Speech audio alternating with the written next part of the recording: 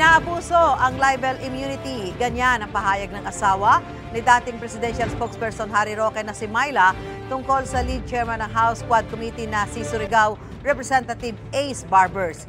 Sa Facebook post ni Myla Roque nitong Sabado, kinundina niya ang alegasyon ni Barbers na incorporator siya ng Lucky South 99 Pogo sa Porac, Pampanga. Wala raw dokumentong magpapatunay nito.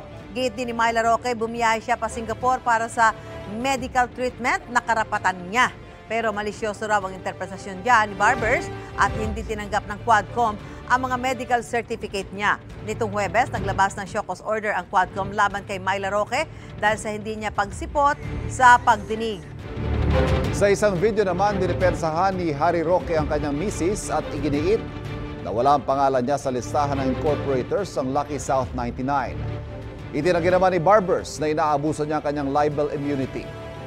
Nilinaw niya na naungkat ang pangalan ni Myla Roque dahil siya ang nakapirma sa lease agreement ng isang puganting Chinese na nagtago matapos i-raid ang Lucky South 99. Kaugnay naman sa magpapagamot ni Myla Roque sa Singapore, sinabi ni Barbers sa mga resulta lang sa diagnostic laboratory ang isinumite ni Myla Roque at walang ibang detalye tungkol sa kanyang kalusugan. Kung wala raw itinatago ang mag-asawang Roque, dapat ay humarap sila sa pagdinig ng Quadcom at magsabi ng totoo.